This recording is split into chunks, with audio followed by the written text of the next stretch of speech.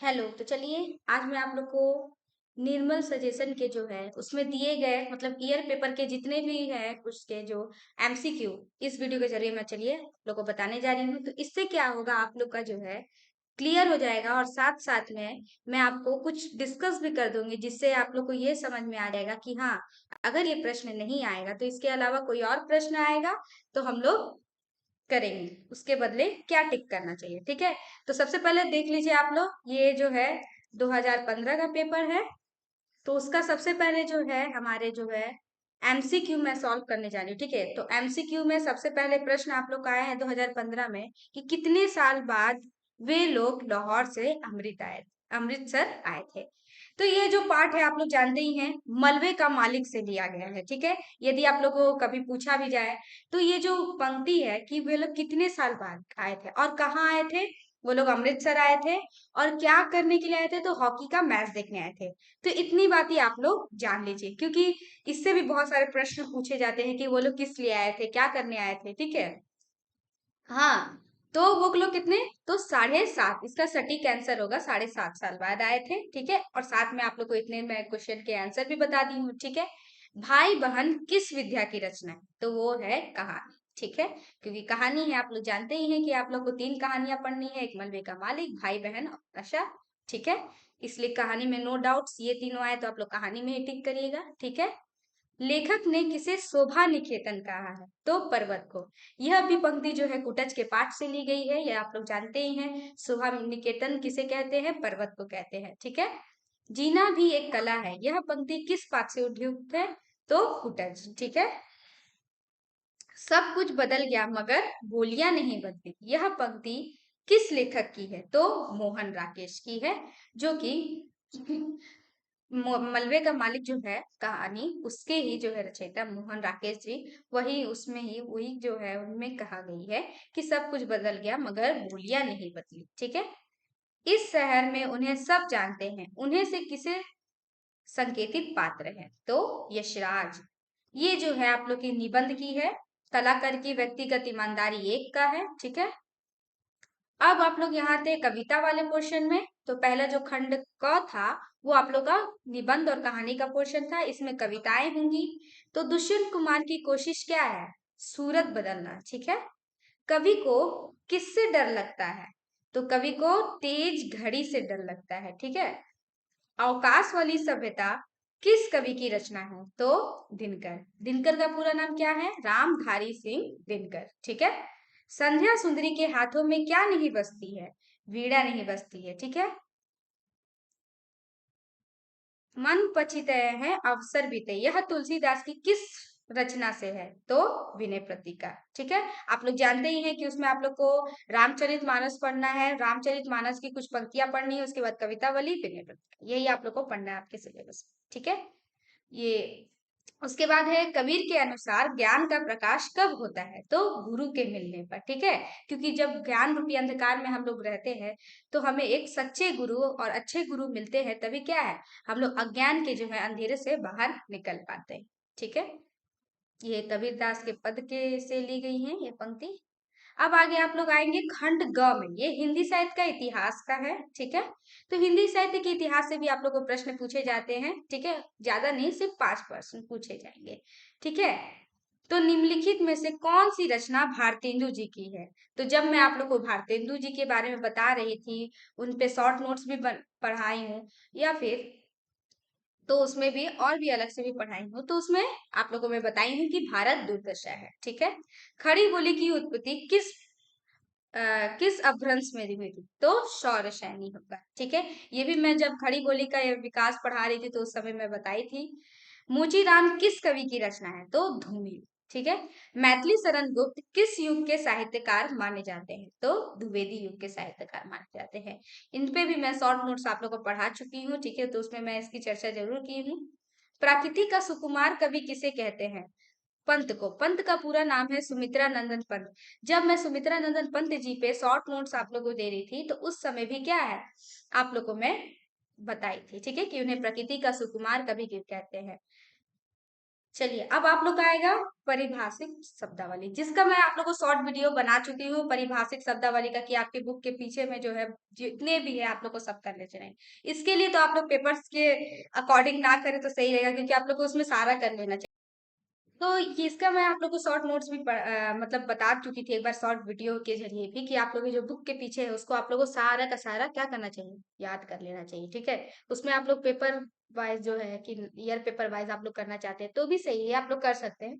But आप लोग उससे करेंगे तो और भी अच्छा होगा, और इससे करेंगे तो आप लोग को क्या होगा कि आप लोग को एक माइंड मिल जाएगा कि हाँ चलो ये इसका ये है, इतना सारा ऑप्शन दिया रहता है ऐसे ऐसे। ठीक है, तो चलिए स्टार्ट करते हैं। रिकवरी, रिकवरी का हो जाएगा वसूली। ठीक है, सेमी सेमिनार का हो जाएगा संगोष्ठी। ठीक है, मोशन का हो जाएगा प्रस्ताव, गैजेट का हो जाएगा राजपत्र, डेस्टिनेशन का हो जाएगा पदनाम। ठीक है, तो ये जो आप लोग का है 24 मार्क्स का, ये पूरा आप लोग को इस जरिए में मिलेगा। तो सबसे पहले आप लोग को कैसे मिलेगा, सबसे पहले आप लोग को कहानी या निबंध से जो आपको दिए जाएंगे, उसके बाद आप लोग को क्या बोलते हैं कविता से दिए जाएंगे, उसके बाद हिंदी साहित्य के इतिहास से, उसके बाद परिभाषिक शब्दावली से। ठीक है, देन इतना आप लोग को करना होगा। ठीक है, एमसीक्यू। अब आप लोग को 2016 के पेपर में आप मैं बताने जाऊंगी। ठीक है, तो चलिए उसके भी सारे हम लोग क्या करते हैं, जो एमसीक्यू है उसको हम लोग क्या करेंगे, सॉल्व करेंगे, और उसके अंडर में जितने भी क्वेश्चन हम लोग को लगेंगे कि हाँ ये आ सकते हैं उसकी चर्चा करेंगे। ठीक है, तो इससे क्या होगा, आप लोग को जो ये क्वेश्चन आप लोग कर रहे हैं ये तो ऑलरेडी आप लोग को लर्न हो ही जाएगा, और साथ में साथ एक्स्ट्रा क्वेश्चंस भी आप लोग को समझ आ जाएंगे कि यदि ये आएगा तो क्या लिखना होगा, क्या करना होगा। ठीक है, तो चलिए अब ये आप लोग का 2016 का पेपर है। ठीक है, तो सबसे पहले इसमें प्रश्न आएगा कुटज किस कोटि का निबंध है, तो ललित निबंध आएगा। ललित, आप लोग इसको क्या बोलते हैं, क्वेश्चन भी लिखेंगे ना, अगर कोई भी क्वेश्चन लिखते हैं तो आप लोग ये भी लिख सकते हैं कुटज किस प्रकार का निबंध, मतलब अच्छे से बना के उसको लिख सकते हैं। ठीक है, कि प्रस्तुत पंक्ति कुटज पाठ से ली गई है, जो एक ललित निबंध है, इस टाइप में आप लोग अपने से लिख सकते हैं। ठीक है, अगला प्रश्न है, लेकिन आप बड़े सादे लिबास में रहते हैं, यह कथन किसका है, तो यह कथन रियासत अली का है। ये जो है ये पंक्ति नशा कहानी से ली गई है। ठीक है, अब अगला प्रश्न है हमारा, भाई बहन के रचनाकार कौन थे, तो राजेंद्र बाला घोष। ठीक है, ये महिला है। ठीक है, ये नहीं आप लोग समझिएगा कि ये पुरुष है। ठीक है, इनका क्या बोलते हैं, इनका एक और नाम है, आप लोग वो भी जान लीजिए कि इन्हें बंग महिला भी कहते हैं। ठीक है, मैं यहाँ लिख दे रही हूँ कि इन्हें बंग महिला भी कहते हैं। ठीक है,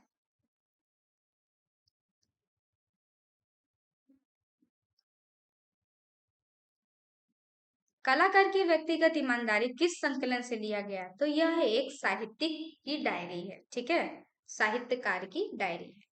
गनी और चिराग का आपस में क्या संबंध है, पिता और पुत्र का। गनी जो है पिता है और चिराग जो है पुत्र है। ठीक है, गाढ़े की मिर्जाई और चमरौधा जूता पहनकर बाजार में कौन घुमा करते थे, तो महाराज चांदनी। ठीक है, कबीरा संगति साधु के क्या कल निष्फल होता है। अब यह कहानी के पोर्शन में सबसे पहले प्रश्न आया है, तो उसका क्या होता है, निष्फल नहीं जाती है। ठीक है, क्यों नहीं जाती है, क्योंकि कबीरा संगति साधु के, यानी जो साधु के संगति में रहते हैं उसका जो कर्म करता है वो कभी निष्फल नहीं होता, उसका फल हमें अवश्य मिलता है। ठीक है, वही आप लोग दुष्कर्म करेंगे लेकिन उसका फल आप लोग को अवश्य मिलेगा। ठीक है, कौन सा फल, जो आप लोगों को कर्महीन आप लोग किए हैं यानी दुष्कर्म किए हैं, वो आपको जो है उसका दंड आप लोग को अवश्य मिलेगा। ठीक है, जे ना मित्र हुई दुखहारी, यह किस रचना का आप है, तो ये रामचरित मानस का है। ठीक है, संध्या सुंदरी की तुलना कवि ने किससे की है, तो सुंदर परी से की है। मगर भारत भारत रहेगा कवि किस कवि की रचना है, तो यह दिनकर जी की रचना है। ठीक है, ये अवकाश वाली सभ्यता आप लोग पढ़े ना, उसी की पंक्ति है। ठीक है, समय के ढेर पर किस कवि की रचना है, तो गिरजा कुमार माथुर जी की। सिर्फ हंगामा खड़ा करना मेरा मकसद नहीं है, किस कविता का यह अंश है, तो हो गई है पीर परवैसी, जिसके रचनाकार कौन है, दुष्यंत कुमार जी। अब हिंदी साहित्य के इतिहास में हम लोग चलेंगे, तो हिंदी साहित्य के इतिहास में हिंदी का पहला समाचार पत्र कहाँ प्रकाशित हुआ था, तो कलकत्ता में। निम्नलिखित में से कौन सी रचना मैथिली शरण गुप्त की है, तो शातिर। तार सप्तक का संपादन किसने किया था, अंग्रेजी ने, ठीक है। प्रिय उपवास किस युग की रचना है? तो द्विवेदी युग की रचना है, ठीक है। सरोज स्मृति किस विधा की रचना है? यह एक कविता है, ठीक है। जैसा मैं आप लोग को जब निराला जी के बारे में बता दी थी, तो मैं बताई थी सरोज स्मृति में वो अपने क्या बोलते हैं, बेटी के बारे में एक कविता लिखते हैं, ठीक है। मैं आप लोग को उस समय बताई थी कि उनकी बच्ची की जो है तो मृत्यु हो जाती है, तो उस समय वो उस कविता को लिखते हैं सरोज स्मृति के रूप में, ठीक है। आप लोग मेरा वीडियो अगर देखेंगे तो आप लोग को परफेक्टली पता होगा कि यह कहाँ की टॉपिक है, कौन सा टॉपिक है, क्या है, नहीं है, सब कुछ पता चल जाएगा, ठीक है। चलिए आप परिभाषिक शब्दावली की ओर बढ़ते हैं। रिसिप्ट का अर्थ होगा आवती, प्रायोरिटी का अर्थ होगा प्राथमिकता, कंक्यूरेंस का अर्थ होगा सहमति, डिपुटेशन का अर्थ होगा प्रतिनियुक्ति, एडहॉक का अर्थ होगा तदर्थ। उसके बाद अब ये हमारा यहाँ पर ये 2016 का पेपर है वो खत्म हो गया है। अब हम लोग 2017 के पेपर में चलते हैं, ठीक है। तो 2017 में भी सेम प्रोसेस है। पहले हम लोग कहानी या निबंध से जो है उसे जानेंगे, उसके बाद हम लोग कविता के बारे में जानेंगे, उसके बाद हिंदी साहित्य का इतिहास, उसके बाद परिभाषा, ठीक है। आप लोग एक चीज नोटिस कर रहे क्या? मैं तो कर रही हूँ कि पहला मुझे तो हर समय लग रहा है कि कुटस से ही दे रहा है पहला क्वेश्चन, इसलिए कुटज आप लोग डीपली पढ़े। मैं तो बोलूंगी आप लोग कुटज बहुत अच्छे से पढ़े, आप लोग के लिए बहुत अच्छा होगा। क्योंकि जब हम लोग पार्ट वाइज दिया रहता है ना पेपर में, तो आप लोग को निबंध में से यानी जब दिया रहेगा यानी कि खंड क से, तो खंड क में क्या होगा ना, तो कहानी से दिया रहेगा, तो कहानी में उसमें खंड क में भी दो भागों में विभक्त होगा। तो पहले में आप लोग का क्या रहेगा, निबंध से आप लोग को प्रश्न दिया रहेगा, उसके बाद दूसरे वाले में कहानी दिया रहेगा। तो आप लोग को एक याद रहेगा, अगर निबंध अच्छे से पढ़ लेंगे तो निबंध पूरा ही निकल जाएगा। लेकिन इस बार क्या हुआ था, 2023 के पेपर में एक गलती हो गई थी। मतलब सब लोग को तो लगता था कि निबंध से ही, लेकिन उसमें क्या किया था, निबंध के साथ साथ एक कहानी का भी प्रश्न उसमें दे दिया गया था। और दूसरे में पार्ट में, मतलब उसी में जो दूसरा पार्ट होता है नंबर वाइज, उसमें दे दिया था वो लोग कहानी का, यानी कहानी इस बार ज्यादा दे दिया था। इसीलिए कभी कभी गड़बड़ी हो ही जाती है, ठीक है। पर तब भी चेत नहीं होता किस गध का अंश है? तो भाई बहन, ठीक है। किसने उस पर उस घर को आग लगा दी थी? तो इनमें से कोई नहीं है, इनमें से कोई नहीं है। क्यों नहीं है? क्योंकि इसका अर्थ होगा रखा पहलवान, यहाँ पर पहलवान नहीं लिखा है, इसीलिए। मेरा नशा अब कुछ कुछ उतरता हुआ मालूम होता है, मैं से किससे संकेतित पात्र है? ये आप लोग बहुत अच्छे से बता देंगे, वीर, ठीक है, वीर आंसर है। रूप वीर क्यों आंसर? क्योंकि नशा कहानी में वीर आप लोग जानते हो वो पात्र है, जो जो पहले गरीब था, लेकिन जब वो अमीर, वो पहले फिर वो क्या करता था, अमीरों की बुराई करता था, लेकिन जब वो खुद उस संगति में चला जाता है, मतलब अपने मित्र जो है ईश्वरी के घर, वो ईश्वरी की हमेशा बोलते रहता था, उसको जमींदार था इसीलिए, तो ईश्वरी के पास हमेशा चला जाता था, उसके घर गया था, तो फिर वो भी उसी संगति में ढल गया था।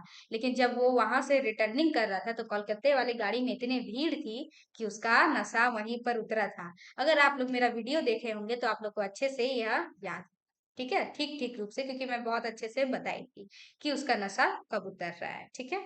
रूप व्यक्ति सत्य है, नाम समाज है। लेखक का नाम बताइए? तो हजारी प्रसाद द्विवेदी जी होंगे। और जो है उसके इसके जो है निबंध या कहानी आप लोग, मैं बता दूं, लेकिन वो मेनली निबंध है कुटज, ठीक है, जो कि ललित निबंध है, अभी आप लोग जाने हैं। वह प्रकृति से विलासी और ऐश्वर्य प्रिय कौन है? ईश्वरी, ठीक है, क्योंकि वो बड़े जमींदार का लड़का है, इसीलिए। नशा किस विद्या की रचना है? तो वो कहानी है, ठीक है। अब हम लोग कविता की ओर बढ़ते हैं। कविता के पाठ में आए हैं, करधा किस उद्योग से संबंधित है? तो वस्त्र उद्योग से। मतलब करघा एक आप लोग देखे होंगे गांधी जी को, कभी कभी वो सर्कल टाइप में वो ऐसे ऐसे घुमाते हुए धागे से, तो उसे ही करघा कहा जाता है, ठीक है। उससे वस्त्र बनाए जाते थे एक धागे से धागे को जोड़कर, ठीक है। और यह देश सिर्फ आधी सांस लेती है किस कविता का अंश है? तो यह समय के ढेर पर कविता का अंश है। मन पछताइए अवसर बीते, यह किसकी रचना है? तो यह तुलसीदास जी की रचना है, ठीक है। नहीं बसती उसके हाथों में कोई वीणा, किसके हाथों में कोई वीणा नहीं बजती है? तो संध्या सुंदरी के। ढेर ढेर ही इकट्ठा हो गए, सही शब्द चुनिए। तो इसमें है कूड़ा, ढेर ढेर कूड़ा ही इकट्ठा हो। ठीक है। एक टूटती देह में कैद की है, किस कवि की रचना है? तो गिरजा कुमार माथुर जी की। ठीक है। मैं आप लोग को हमेशा से बोली हूँ कि आप लोग जो कवि का आप लोग पढ़ते हैं, कहानी हो या फिर कविता कुछ भी, तो उस कवि के बारे में दो चार रचनाएं भी आप लोग जरूर याद रखें, उसे पढ़े आप लोगों की कम से कम माइंड में रहेगा कि हाँ ये इस कवि की रचना है, वो उस कवि की रचना है। ठीक है। चलिए अब हिंदी साहित्य के इतिहास की ओर में पढ़ते हैं। तो आगे किस युग के प्रवर्तक है? तो प्रयोगवाद। ठीक है। पंत जी की किस रचना पर ज्ञानपीठ पुरस्कार मिला था? तो दिगंबरा पर। महावीर प्रसाद द्विवेदी किस युग के रचनाकार हैं? तो द्विवेदी युग के। शिव शंभू के चिट्ठे किसकी रचना है? तो वह बाल मुकुंद गुप्त की। हिंदी के पहले समाचार पत्र का नाम बताइए? तो वो है उद्दंड मार्टन। ठीक है, उद्दंड मार्टन। चलिए आप परिभाषिक शब्दावली की ओर बढ़ते हैं। टाइपिंग का होगा टंकड़, गाइडेंस का होगा क्षण दर्शन, नोटिफिकेशन का होगा अधिसूचना, स्टेटमेंट का होगा विवरण, अमेंडमेंट का होगा संशोधन। ठीक है। अब हम लोग चलेंगे 2018 के पेपर में। ठीक है, चलिए तब हम लोग 2018 के पेपर में चलते हैं, उसमें देखते हैं क्या क्या आया है। तो सबसे पहले उसी तरह हम लोग पहले जाएंगे कहानी की ओर। कहानी और निबंध दोनों एक ही में रहता है। ठीक है। निसंदेह मुझे पराजित होना पड़ा। किसे पराजित होना पड़ा? गजानन माधव। ठीक है। मलबे का मालिक किस विधा की रचना है? तो कहानी की। परवश होने का क्या अर्थ है? दूसरे के अधीन होना। ठीक है। सब कुछ बदल गया मगर बोलियां नहीं बदली, ये मलबे का मालिक क्या है? ठीक है, ये देखिए अभी ये रिपीट हुआ कि नहीं, ये एक क्वेश्चन जो है रिपीट हुआ। ठीक है। प्रेमचंद्र का असली नाम क्या है? तो धनपत राय। कलाकार की व्यक्तिगत ईमानदारी भाग एक किस संकलन से लिया गया है? तो एक यह साहित्यिक की डायरी है। ठीक है। अब खंड का खा में चलते हैं, तो इसमें क्या है? कविताएं हैं। यह धरती किससे थकी हुई है? तो यंत्रों से। इस हिमालय से कोई गंगा निकलनी चाहिए। ठीक है। आप लोग ये कविता पढ़े होंगे तो आप लोग तो ये आराम से ही कर लेंगे। ठीक है। कबीर माया को किस नाम से संबोधित करते हैं? ठगनी के रूप में। ठीक है। माया महा ठगनी हम जाने, इस पंक्ति में ही है कि वो ठगनी है। ठीक है। सो सीरू चंचू सवारे ही कागा, चंचू का अर्थ है चोच। ये जब मैं आप लोगों को कविता की व्याख्या करवा रही थी उस समय ही मैं सब आप लोग को शब्द को जो है अर्थ बताई थी कि हाँ इसका अर्थ ये होता है। अगर आप लोग मेरा वीडियो देखे होंगे तो आप लोगों को कोई डाउट्स नहीं होगा। ठीक है। जिनकी रोशनी भविष्य तक जाती है, तो यह दिनकर जी की। ठीक है। कविता की यह है, तो इसके रचनाकार दिनकर जी है। दिनकर जी का पूरा नाम रामधारी सिंह दिनकर है। ठीक है। जल को गए लखनऊ है लरीका, ये कथन किसका है? सीता जी का है, क्योंकि वो कहती हैं कि जो लक्ष्मण जी है वो तो गए हैं जल लाने के लिए, क्योंकि सीता जी और राम जी जो है वो विश्राम कर रहे थे। ठीक है। तो उस समय वो कहती हैं कि जल को गए, वो सीता जी है जो राम से कह रही है जल को गए हैं लिखन लरिका। वो जो मेरा लरिका का अर्थ होता है वो बच्चा, वो मेरा जो बच्चा है वो तो अपने पुत्र के समान उनको मानती हैं, तो वो बोलती हैं कि वो जो मेरा बच्चा है वो क्या जल लाने गया है लक्ष्मण। लखनऊ का मतलब होगा लक्ष्मी। ठीक है। अब हिंदी साहित्य के इतिहास का है, जान लेते हैं। तो उसमें है कामायनी किस विद्या की रचना है? तो कहानी। कहानी नहीं होगा, यहाँ महाकाव्य होगा। ठीक है, ये रॉन्ग है। ठीक है, इसका आंसर ये होगा महाकाव्य है। ठीक है। कार्ल मार्क्स का प्रभाव किस वाद पर पड़ा था? तो प्रगतिवाद पर। वैदिक हिंसा हिंसा न भवती के रचनाकार कौन है? भारतेंदु हरिश्चंद्र। निम्नलिखित में से कौन छायावादी कवि नहीं है? तो दिनकर नहीं है, क्योंकि मैं आप लोगों को इजीली बताई हूँ कि छायावादी कवि के नाम तो और इजी है, प्रसाद निराला दिनकर महादेवी। इस तरह से आप लोग याद करेंगे तो आप लोग को याद रहेगा कि ये चारों जो है वो छायावादी कवि, इसके अलावा अगर कोई आएगा तो वो छायावादी कवि नहीं है। ठीक है।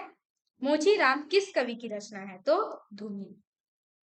चलिए अब परिभाषिक शब्दावली की ओर बढ़ते हैं। टाइपिंग का हो जाएगा टंकर, देखिए ये भी रिपीट हुआ। डिस्काउंट का हो जाएगा बट्टा, सर्कुलर का हो जाएगा परिपत्र, एजेंडा का हो जाएगा कार्यसूची, इंटरवल का हो जाएगा मध्यांतर। ठीक है। चलिए अब हम लोग 19 के पेपर में जाते हैं।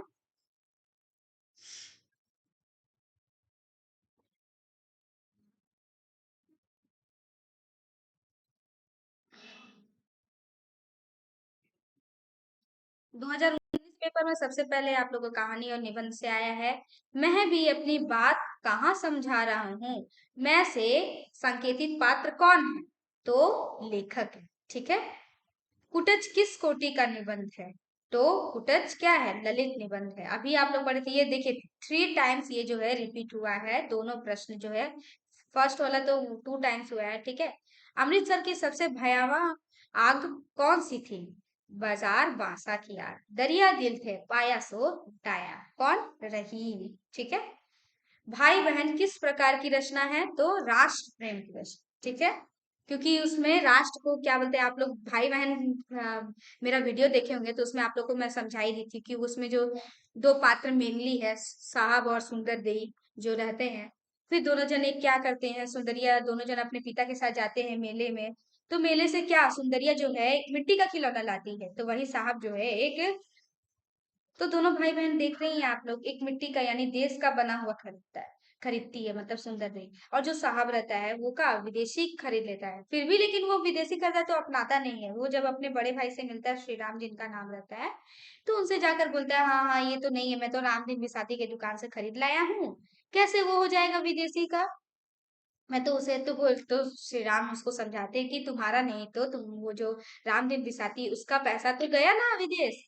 तब जाके उसे समझ आता है। तो यहाँ पे फिर आगे चल के वो जब बड़ा होता है, उसको उसके बड़े भाई जो है उसे बोध कराते हैं कि हमें राष्ट्र प्रेम करना चाहिए, सब राष्ट्र के बारे में बताते हैं, हमें खुद खुद राष्ट्र से बहुत उसके लिए बलिदान देना चाहिए, उसकी ही चीजें यूज करनी चाहिए, ठीक है, ना कि विदेशी। तो वो क्या करता है, वो बड़े होकर एक मातृ भंडार नाम की एक दुकान खोलता है जिसमें सिर्फ स्वदेशी चीजें मिलती हैं, यानी देश की बनी हुई, ठीक है। तो राष्ट्र प्रेम है, ठीक है। ऐसे ही आप लोग समझ लीजिए, यह वीडियो में बहुत अच्छे से मैं बनाई हूँ, आप लोग देखिए जरूर जाकर, ठीक है। तुम बड़े शैतान हो यार, मेरी मिट्टी क्यों पलीद कर रहे हो? किस गंध का है? तो यार नशा का, ठीक है। और यह देह सिर्फ आधी सांस लेती है। किस कविता का अंश है? या समय का ढेर पर, ठीक है, कविता का अंश है। जिसकी रोशनी भविष्य तक जाती है। किसकी रोशनी भविष्य तक जाती है? सितारों की, ठीक है। फूटा कुंभ जल जल ही समाना। कुंभ किसका प्रतीक है? शरीर का। यह पंक्ति मैं भी आप लोगों को पढ़ाई हूँ, फूटा कुंभ जल जल ही समाना वाला, कि शरीर जैसे है आत्मा परमात्मा वाले, मैं उस तरह से आप लोग को बताई थी कि शरीर जो है वो भी एक घड़े के समान है, वो क्या बोलते हैं, वो भी एक उसके अंदर जो है वो घड़े के अंदर जैसे पानी भरा रहता है, उसी तरह शरीर है, शरीर के अंदर जो है हमारा आत्मा है। उसी तरह अगर शरीर फूट जाएगा तो आत्मा थोड़ी भी नष्ट होती है, आत्मा तो परमात्मा में विलीन हो जाती है। वैसे ही जो है घड़े के माध्यम से उदाहरण देके उसमें बताया गया, ठीक है। सौंदर्य गरिता कवि ने किसे कहा है? सरिता को, यानी नदी को, ठीक है। या सुंदरी की सखी कौन है? तो निरवता, ठीक है, संध्या सुंदरी की, वहां या लिखा है, वहां होगा संध्या, ठीक है। जाका गुरु अंधला चेला खरा निरंद, या किसकी रचना है? तो कबीरदास जी की। अब आप लोग हिंदी साहित्य के इतिहास में जान लीजिए कि प्रत्येक अंग्रेजी शब्दों का सही विकल्प निर्देशित कीजिए। हिंदी साहित्य के इतिहास में पहला आया है, निम्नलिखित में से कौन सा प्रयोगवादी कवि नहीं है? तो प्रसाद, क्योंकि आप लोग जानते हैं ये छायावादी कवि हैं। रश्मि रथी के रचनाकार कौन है? दिनकर जी, ठीक है। फोर्ट विलियम कॉलेज की स्थापना कब हुई थी? 1800 ईस्वी में। आप लोग याद रखिए क्योंकि इसमें कुछ करना ही नहीं है, 1800 बस याद रखना। 18 भी याद रखेंगे तो याद ही है, क्योंकि उस समय हुई थी, तो 00 तो जरूरी लगेगा। महादेवी वर्मा किस धारा की कवित्री है? तो छायावाद। भारत भारती किसकी रचना है? तो मैथिली शरण गुप्त जी की। परिभाषित शब्दावली को देखते हैं अब हम लोग।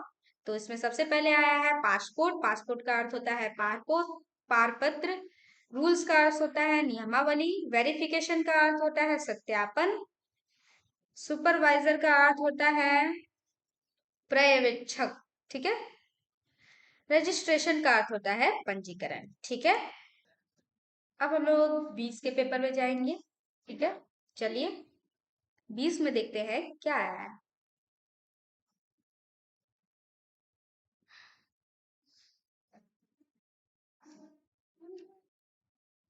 इसका सबसे पहले प्रश्न आया है, मुझ पर ब्रजपात हो गया, मुझसे संकेतित पात्र कौन है? तो मुक्ति बोध है, ठीक है। उसके होठ गाढ़े लार से चिपक गए थे, तो रखे पहलवान के। ठीक है। मन चला कहकर किसको संबोधित किया गया, तो ठाकुर को। कलाकार की व्यक्तिगत ईमानदारी किस विद्या की रचना है, तो यह एक डायरी है।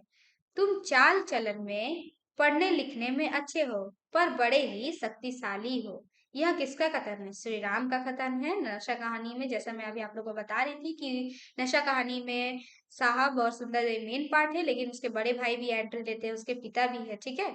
तो उनके बड़े भाई का नाम है श्री राम होता है। ठीक है। अगला प्रश्न है हमारा, कुटच किसकी भांति घोषणा करता है, तो अवधूत की भांति। ठीक है। अब आगे बढ़ते हैं कविता वाले में। मेरी उम्र पर लगातार कोई डैश पंक्ति को पूरा कीजिए, तो क्या होगा, एक छाया पाव धरता है। मानवता के आगामी मूल्य पीठ कवि ने किसे कहा है, तिरुवड़ मलाई। ठीक है। तब गुरु मिलिया आई, गुरु कब मिलेंगे, गोविंद की कृपा से। हे गूंज रहा सब कहीं, यह किस पंक्ति का अंश है, तो संध्या सुंदरी। हो गई है पीर पर्वत सी, सॉरी, भजऊ तो ही तजऊ पामर। पामर का अर्थ होता है दुष्ट। ठीक है। शर्त लेकिन थी, यह किसकी रचना है, दुष्यंत कुमार की। ठीक है। दीप शिखा के रचनाकार है महादेवी वर्मा जी। शिव शंभु के चिट्ठे किसकी रचना है, बाल मुकुंद गुप्त की। आगे किस धारा के कवि है, प्रयोगवाद। ये देख रहे 3 टाइम्स रिपीट हो चुका है। ठीक है। उपन्यास सम्राट किसे कहा जाता है, प्रेमचंद्र जी को। ये मैं जब आप लोगों को पढ़ा रही थी तब बताई भी थी। ठीक है। हिंदी का प्रथम महाकाव्य है प्रिय प्रवास। ठीक है। जो सबसे पहला प्रथम। ठीक है। प्रत्येक अंग्रेजी शब्दों के सही विकल्प विश्लेषित कीजिए। एफिडेविट का होगा शपथ पत्र, स्पेसमैन का होगा नमूना, जूनियर का होगा ज्योतिष जोएस्ट, कंप्यूटर का होगा संगणक, सेमिनार का अर्थ होगा अधिवेशन। चलिए अब इसी के साथ हम लोग अगले पेपर में चलते हैं। 2022 के पेपर में। तो चलिए देखते हैं, सबसे पहले आया है प्रश्न, मैंने उसे कभी गर्म होते नहीं देखा। उसे किसको संबोधित है, ईश्वरी को। ठीक है। क्योंकि इस क्यों बोल रहा है यहाँ पर, क्योंकि जो वीर है उसका मित्र, यानी नशा कहानी से लिया गया है, वीर और ईश्वरी जो दो पात्र थे। तो ईश्वरी जो है, वीर जो है हमेशा ईश्वरी की बुराई करता रहता था कि हाँ जमींदार लोग ऐसे होते हैं वैसे होते हैं, वो क्या बोलते हैं गरीबों का खून चूसते हैं, फिर भी वो कभी गर्म नहीं होता था। ठीक है। इसलिए ये कहा गया है कि उसे से किससे संबोधित। सुखी भटियारिन की भट्टी पर अब कौन बैठा, तो एक पान वाला। तुम गाढ़े के साथी हो, यह किसे इंगित करता है, तो कुटच को। तुम गाढ़े के साथी हो। ठीक है। यज्ञवल के कौन थे, तो एक ब्रह्मवादी ऋषि थे। भोला कबूतर किसे कहा गया है, तो चिराग दिन को कहा गया है। क्यों कहा गया है, क्योंकि वो रखा पहलवान जैसे मित्र को थे उसके, कि वो रखा पहलवान क्या किया था, वो अपने मित्र को, यानी चिराग दिन तो उसका मित्र था, फिर भी उसको क्या किया, मार दिया। और वो भोलेपन में रहा, उसको चालाकी को समझ ही नहीं पा रहा था। ठीक है। सुंदर देवी कितने वर्ष की अवस्था में जमींदार की पतोह बन गई थी, तो 11 वर्ष। ठीक है। ठीक है। अब कविता की ओर बढ़ते हैं। गुण प्रगटे अगुन दुरा, ये किसे अंकित किया गया है, तो मित्र को। मनुष्य किस लोभ से ग्रस्त है, तो सुख के। ये मानवता के आगामी मूल्य पीठ होंगे, कौन होंगे, पंडिचेरी। ठीक है। नुपुरों में भी रुनझुन नहीं है, किसे ध्वनित कर रहा है, तो ये पायल की, क्योंकि संध्या सुंदरी कविता में है। फूटा कुंभ जल जल ही समाना, यह यहाँ कुंभ किसका प्रतीक है, तो शरीर का, क्योंकि शरीर रूपी जो है धड़ा फूट जाएगा तो आत्मा जो है परमात्मा में विलीन हो जाएगी। साय में धूप किसकी रचना है, दुष्यंत कुमार की। अब हिंदी साहित्य के इतिहास से प्रश्न है, प्रकृति का सुकुमार कवि किसे कहते हैं, सुमित्रा नंदन पंत को। देखिए ये फिर से रिपीट हो गया, एक बार उसमें पंत लिखा था केवल, सुमित्रा नंदन पंत उनका पूरा नाम नहीं लिखा था। ठीक है। इसमें पूरा नाम लिखा है। रामचरितमानस किस भाषा में रचित है, तो अवधी। ठीक है। सरस्वती पत्रिका के संपादक कौन थे, तो चिंतामणि घोष जी। ठीक है। निम्न में से कौन सी रचना मैथिली शरण गुप्त की नहीं है, तो वो है रश्मि रथी। ठीक है। क्योंकि रश्मि रथी जो रचना है वो रामधारी सिंह दिनकर जी की है। ठीक है। छायावाद नाम का प्रवर्तन किसने किया था? मुकुंदर पांडे ने। ठीक है। अब परिभाषिक शब्दावली की ओर बढ़ते हैं। डेस्टिनेशन का होगा पदनाम, डिस्पोजल का होगा निपटान, अनलॉक्ड का होगा संलग्न, प्रायोरिटी का अर्थ होगा प्राथमिकता, सर्कुलर का अर्थ होगा परिपत्र। चलिए अब हमारा जो है आखिरी पेपर 2023 का, उसे भी हम लोग जान लेते हैं। तो इससे क्या होगा कि हमारे जो सारे डाउट्स है वो खत्म हो जाएंगे और जो है एक्स्ट्रा क्वेश्चन आप लोग को याद हो जाएगा साथ साथ में कि इससे ये भी हो सकता है, क्योंकि मैं कुछ कुछ चर्चा भी कर रही हूँ। ठीक है। वह वंशी है, वह वैरागी है, तो यह टच से थी। मुक्ति बोध ने अपने बदतर जिंदगी की तुलना किसके साथ की है? प्राइमरी स्कूल के। काव्य का सत्य शासकीय या वैज्ञानिक नहीं है, यह कौन कहता है? लेखक कहता है। ठीक है। कितनी अच्छी थी वह कौन है? जुबैदा, जो कि है गनी मियाँ जो थे उसकी क्या थी? पतोहू थी। ठीक है। मन चला कहकर किसको संबोधित किया गया है? तो ठाकुर को। सुंदर देही के पति क्या थे? तो देश हितौषी थे। ठगनी कहकर किसे संबोधित किया गया है? यह पद से है यानी कविता से। तो ठगनी करके माया को संबोधित किया गया। साये में दुख किसकी रचना है? दुष्यंत कुमार जी की। ये भी देखिए आप लोग का बहुत बार रिपीट हुआ है। हो गई है पीर पर्वत सी में कविता में कवि क्या कहना चाहते हैं? वर्तमान सूरत बदलना चाहते हैं। मतलब इस कविता में वो चाहते हैं, इस कविता के माध्यम से यही बताना चाहे दुष्यंत कुमार जी कि अब हमें भारत को एक नए रूप में देखना है। एक क्या बोलते हैं उसे, सिर्फ चुप रहने में नहीं देखना है, विरोध यानी क्रांति के रूप में देखना है। यानी कि वो एक क्या बोलते हैं, वो शोषण का फल ना बने, वो शोषित ना बने, वो अब क्या उससे शोषित वर्ग से वो उठे और विरोध करे। ठीक है। काम रूपी अग्नि किससे बुझेगी? तो संयम से बुझती है। उसे करगे पर जगाए रख किस कविता की अंश है? ये अवकाश वाली सभ्यता की। झांसी अंबर पथ से चली पंक्ति किसके लिए प्रयुक्त है? संध्या के लिए। ठीक है। क्योंकि जब धीरे धीरे संध्या आती है तो झांसी लगता है कि कोई एक झांसी अंबर पथ आ रहा है, यानी एक छांव जो है चलता हुआ आ रहा है। ठीक है। कभी आप लोग शाम के टाइम में गए होंगे तो देखे ही होंगे, लगता है कि धीरे धीरे आसमान जो है कैसे सुनहला एकदम अंधकार रूपी में बदलता है। आधुनिक काल का नामकरण आचार्य रामचंद्र शुक्ल ने कब किया था? तो गद्यकाल। आधुनिक हिंदी काव्य हिंदी साहित्य के जनक कौन है? भारतेंदु हरिश्चंद्र। ठीक है। हिंदी गद्य को शुद्ध और परिमार्जित करने का बीड़ा किसने उठाया? तो महावीर प्रसाद द्विवेदी जी ने। छायावाद नामकरण किसने किया था? तो मुकुंदर पांडे जी। ठीक है। तार सप्तक का संपादन का नाम बताइए। तो ये। ठीक है। हिंदी साहित्य के इतिहास से आप लोगों को 5 प्रश्न पूछे जाएंगे। ठीक है। प्रत्येक अंग्रेजी शब्दों का सही विकल्प निर्देशित कीजिए। फॉरेनून का होगा पूर्वा, कंप्यूटर का होगा संगणक, मोशन का होगा प्रस्ताव, पासपोर्ट का होगा पारपत्र, सेमिनार का अर्थ होगा संगोष्ठी। ठीक है।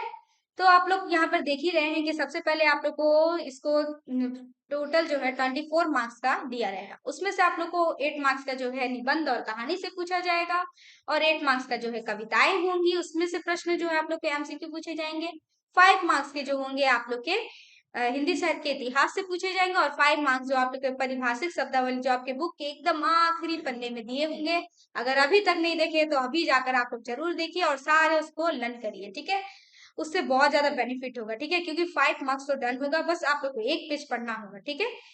तो चलिए इसी के साथ में आप लोग मिलते हैं दूसरे वीडियो में। मैं क्या करूंगी उसमें आपकी जितने भी ऐसे क्यू है इसी जरिए में मैं आप लोगों को बताऊंगी और उससे रिलेटेड और भी क्वेश्चन को अच्छे से एक्सप्लेन कर दूंगी। तो इससे क्या होगा, आपका माइंड जो है बहुत ज्यादा फास्ट होगा। तो आज के लिए इतना ही, अगले वीडियो में मिलते हैं। के बाय।